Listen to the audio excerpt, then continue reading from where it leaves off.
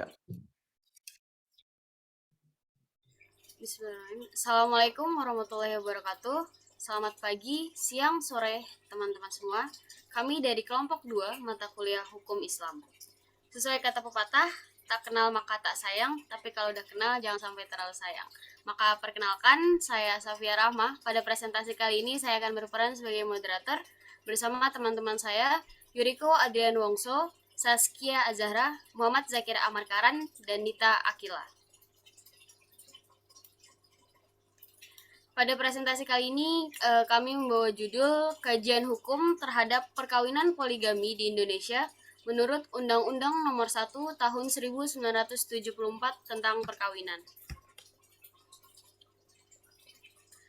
Adapun topik pembahasan yang akan kami bahas, yang pertama, pengertian pernikahan dan poligami, tujuan hukum Islam yang terkandung dalam pasal 3 Undang-Undang Nomor 1 Tahun 1974 tentang perkawinan, asas-asas yang terkandung dalam pasal 3 Undang-Undang Nomor 1 Tahun 1974, teori hukum Islam yang berkaitan dengan Undang-Undang Nomor 1 Tahun 1974 tentang perkawinan, dan pendekatan penerapan hukum Islam.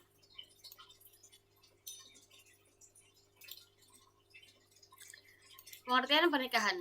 Arti dari pernikahan adalah bersatunya dua insan dengan jenis yang berbeda, yaitu laki-laki dan perempuan, yang menjalin suatu ikatan dengan perjanjian atau akad. Suatu pernikahan mempunyai tujuan, yaitu ingin membangun keluarga yang sakinah, mawaddah warohmah, serta ingin mendapatkan keturunan yang soleh dan solehah.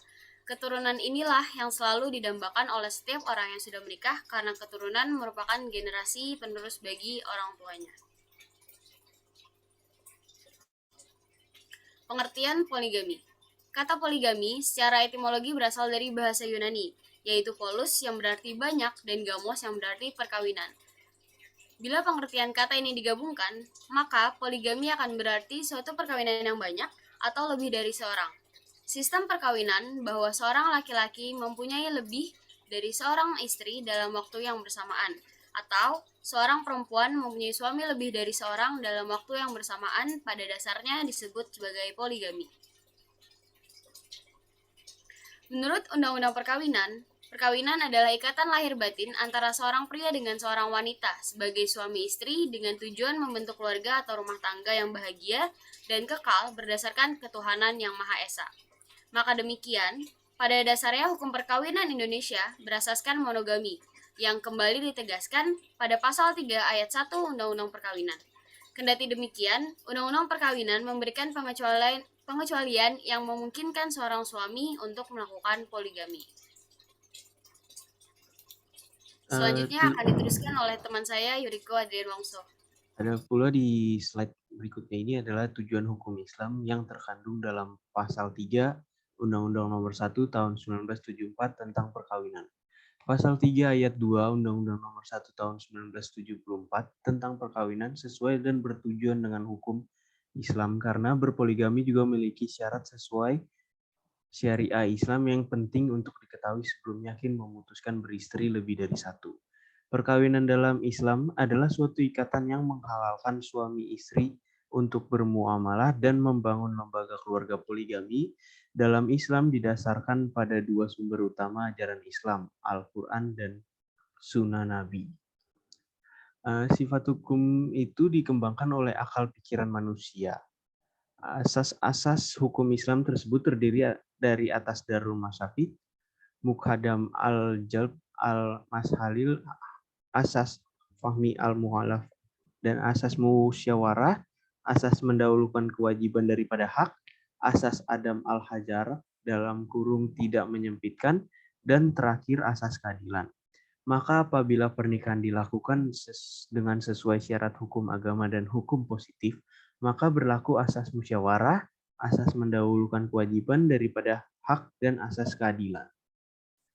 Berikutnya, pada pelaksanaannya, poligami akan memenuhi tujuan hukum Islam dalam menjaga keadilan dan kesejahteraan sesama dalam kurung istri dan anak-anak dalam ikatan perkawinan apabila diterapkan perilaku yang adil.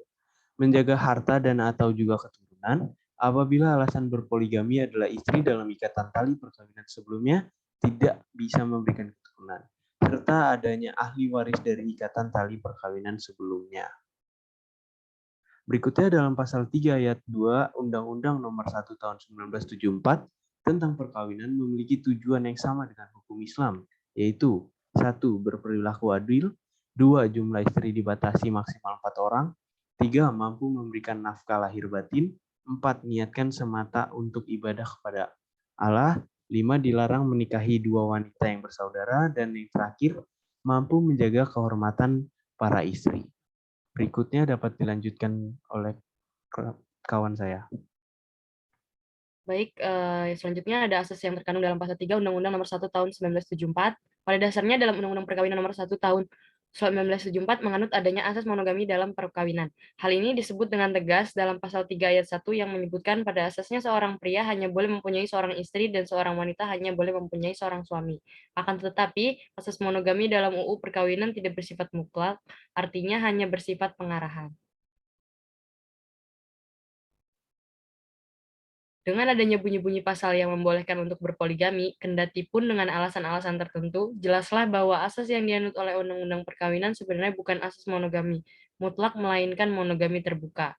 Poligami ditempatkan pada status hukum darurat, emergency law, atau dalam keadaan luar biasa, extraordinary circumstance. Di samping itu, lembaga poligami tidak semata-mata kewenangan penuh suami, tetapi atas dasar izin dari hakim atau pengadilan seperti yang disebut dalam pasal 3 ayat 2. Dengan ayat ini, jelas sekali UU Perkawinan telah melibatkan pengadilan agama sebagai institusi yang cukup penting bagi untuk mengasahkan kebolehan poligami bagi seorang suami. Tampaknya alasan-alasan yang dijadikan dasar mengajukan poligami bernuansa fisik kecuali alasan yang ketiga. Namun, demikian ternyata Undang-Undang Perkawinan juga membuat syarat-syarat untuk kebolehan poligami seperti yang termuat dalam pasal 5 ayat 1. Untuk membedakan persyaratan yang ada di dalam pasal 4 dan 5 adalah pada pasal 4 disebut dengan persyaratan alternatif yang artinya salah satu harus ada untuk mengajukan permohonan poligami. Sedangkan pasal 5 adalah persyaratan kumulatif di mana seluruhnya harus dapat dipenuhi suami yang melakukan poligami. Izin pengadilan agama tampaknya menjadi sangat menentukan. Ketentuan hukum yang mengatur pelaksanaan poligami seperti telah diuraikan di atas mengikat semua pihak, pihak yang melaksanakan poligami dan pegawai pencatat perkawinan. Dalam pembahasan ini, selain asas keadilan didapati pula asas kemanfaatan terhadap Undang-Undang Perkawinan dalam pasal 5. Asas kemanfaatan adalah Asas kemanfaatan adalah asas yang mengiring keadilan dan kepastian hukum tersebut di atas. Dalam melaksanakan asas keadilan dan kepastian hukum, hendaknya memperhatikan manfaat bagi terpidana atau masyarakat umum. Sifat hukum itu dikembangkan oleh akal pikiran manusia. Asas-asas hukum Islam tersebut terdiri dari asal darul mafasaid, mukadom al-jalb al-masalih, asas fam al-mulkalaf, asas musyawarah, asas mendahulukan kewajiban daripada hak, asas Adam al-Haraj atau tidak menyempitkan, dan terakhir asas keadilan. Maka, apabila pernikahan dilakukan dengan sesuai syarat hukum agama dan hukum positif, maka berlaku asas musyawarah, asas mendahulukan kewajiban daripada hak, dan asas keadilan. Selanjutnya akan dibacakan oleh Amar. Teori hukum Islam yang berkaitan dengan Undang-Undang Nomor 1 Tahun 1974 tentang perkawinan. Mengenai poligami itu tercantum dalam Undang-Undang Nomor 1 Tahun 1974 pasal 3 sampai pasal 6, pasal 5. Sedangkan dalam Al-Qur'an dijelaskan dalam surat An-Nisa ayat 3, Undang-Undang Nomor 1 Tahun 1974 termasuk dalam teori reception in complexio. Karena poligami termasuk sesuatu yang menyimpang, sehingga untuk melakukan poligami ada syarat-syarat tertentu jika ingin melaksanakannya. Di sini saya akan melanjutkan pembacaan materi tentang pendekatan penerapan hukum Islam yang terkait dengan Undang-Undang Nomor 1 Tahun 1974 tentang perkawinan. Pendekatan sendiri merupakan cara pandang atau hasil pemikiran seseorang yang digunakan oleh seorang pengkaji dalam menganalisis serta memahami Islam secara mendalam dengan menggunakan ilmu-ilmu atau teori-teori tertentu.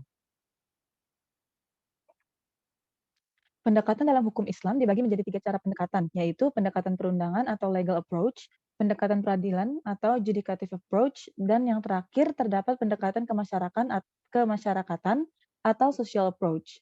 Pendekatan penerapan hukum Islam yang berkaitan dengan Undang-Undang Nomor 1 Tahun 1974 tentang perkawinan yaitu pendekatan peradilan atau legal approach.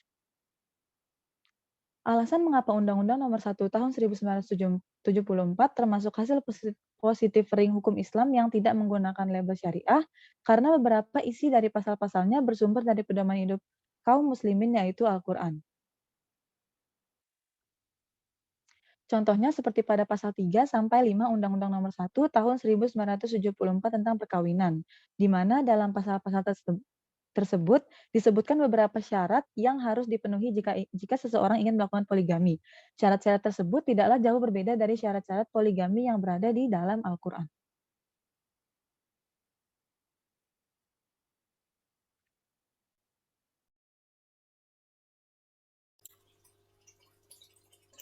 Baik, sekian presentasi dari kelompok kami.